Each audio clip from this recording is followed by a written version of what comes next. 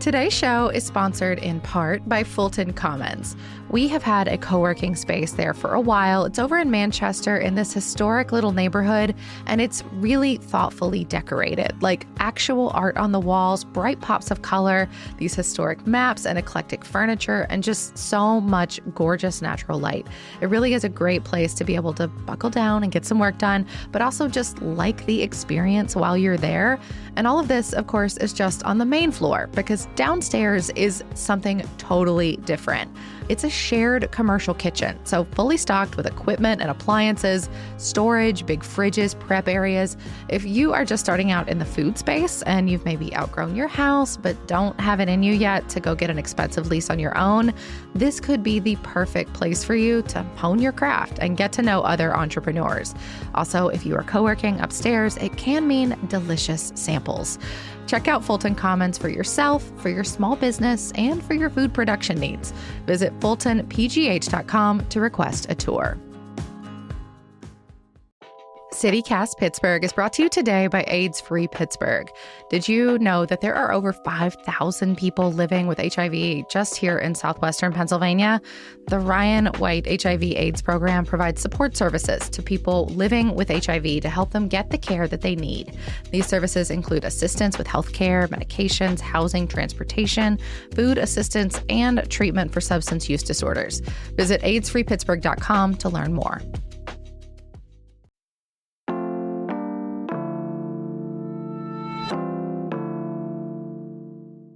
Today on CityCast Pittsburgh. If you've had a family member or a friend visit the Pittsburgh area in recent years, you probably know there are a lot of Airbnb options right now.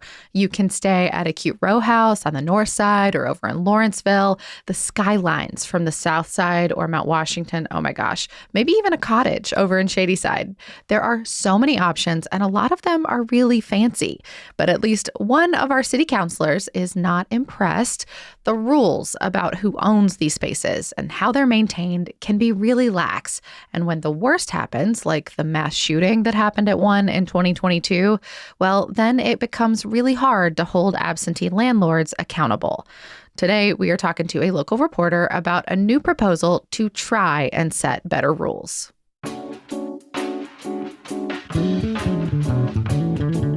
It's Monday, September 8th. I'm Megan Harris, and here's what Pittsburgh's talking about.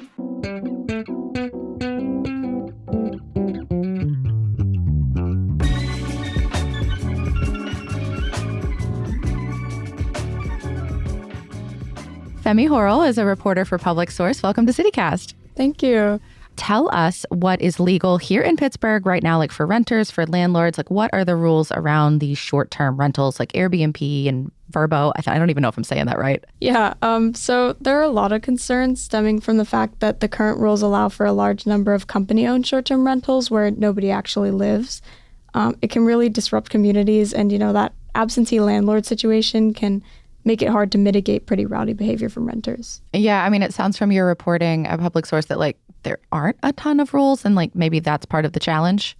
Yeah, people really were just frustrated that there aren't a lot of restrictions, a lot of heavy restrictions when it comes to short-term rentals in the city. So now Councilor Deb Gross wants to change that. What is she proposing? Yeah, she's proposing a few things. Some of that that I highlighted in the story was she requires out-of-state investors to apply for a zoning permit before they can get a license to operate a rental in the city.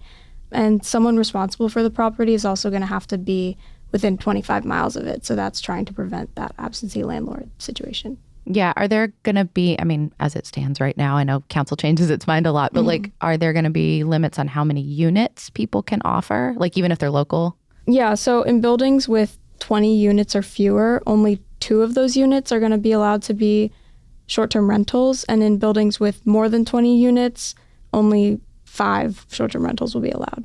Have you ran into examples of the different types of owners?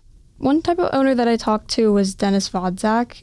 He is an Airbnb host in the Mexican War Streets, who someone brought up as an example of an Airbnb done right, not like these big companies buying up short-term rental properties, because he really prides himself on being at the Airbnb or nearby at all times. And, as a result, he says he hasn't had any issues with renters being disruptive for others in the community. but, he still is going to have to deal with these regulations. He is one of those who his Airbnb has 20 or fewer units. He rents out 4 suites, but now he's only going to be able to do 2. So if this goes through. Yeah.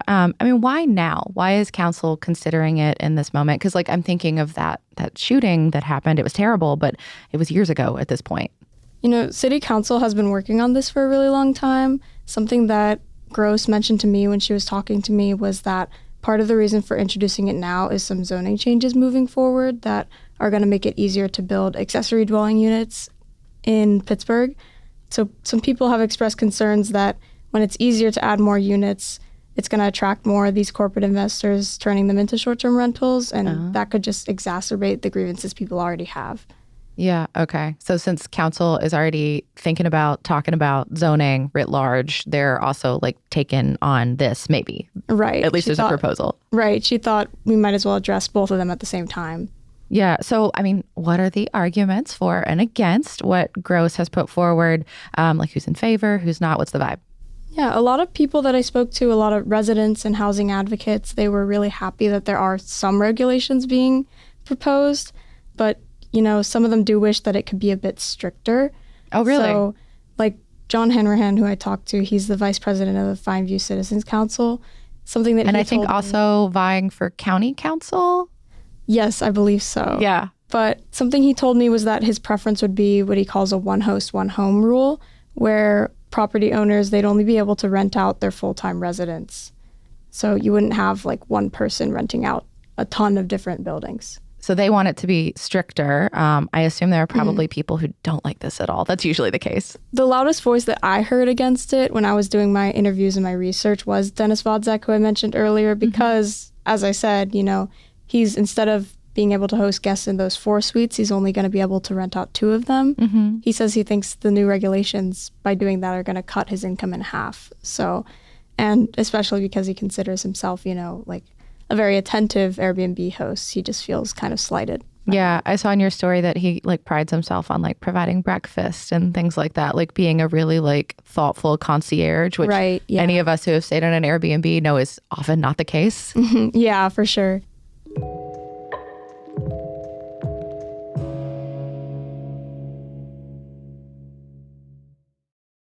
Today's show is brought to you by Huel. That's Huel.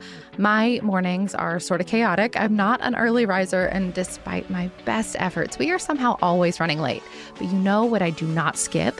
Breakfast, because Huel makes it easy to get a complete meal, stay full, and get your vitamins in.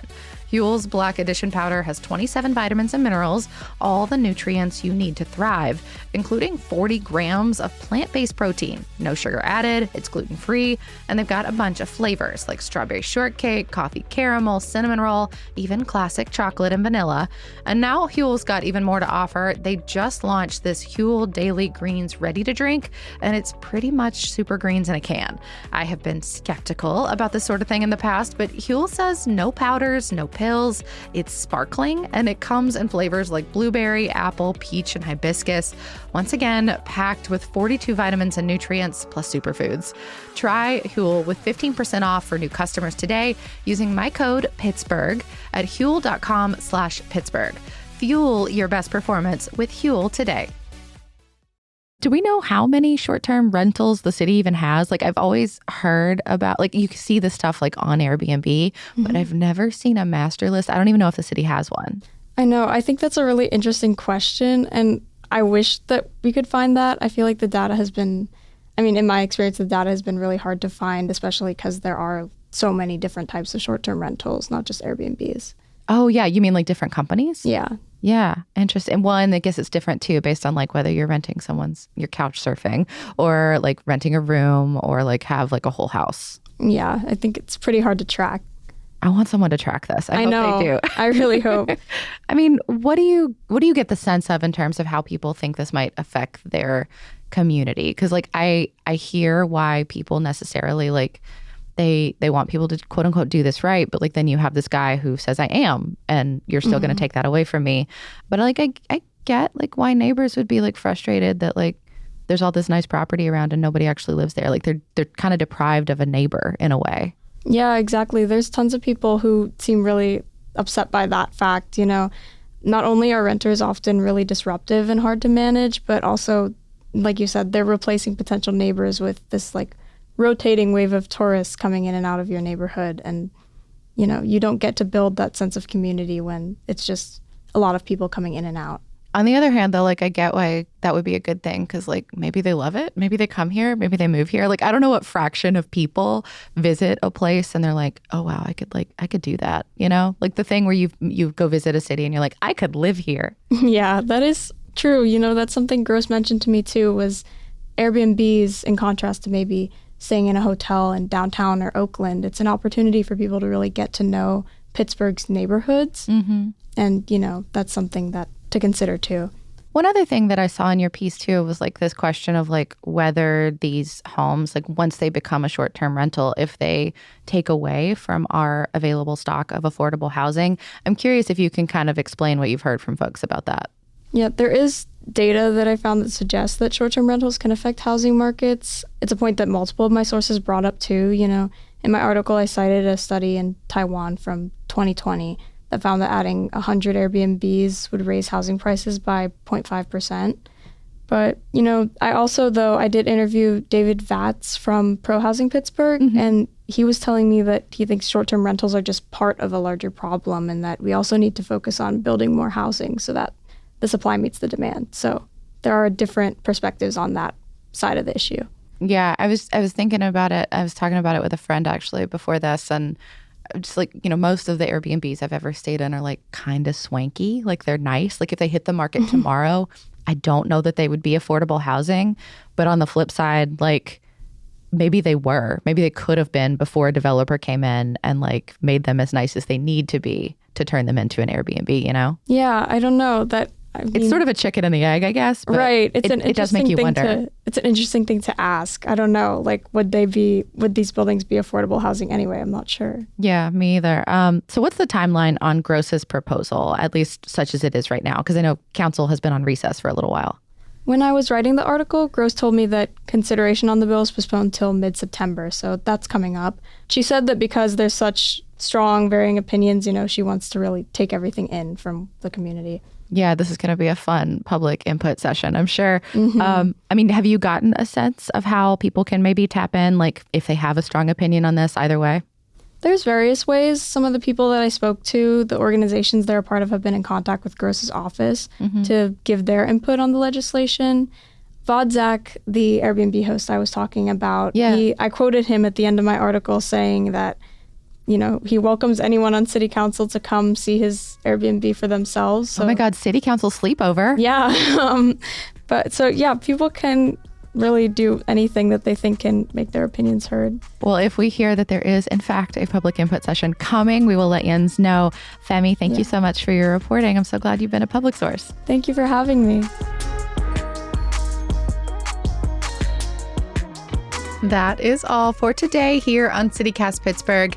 You can always support us by becoming a CityCast Pittsburgh neighbor. You can do that at membership.citycast.fm. We share early access to events, free tickets, plus no podcast ads. Hooray! Again, that is membership.citycast.fm.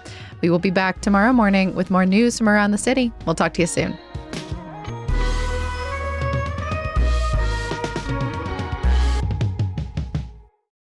Oh, I'm extremely scratchy, and I've been out of water for a half hour. That's why.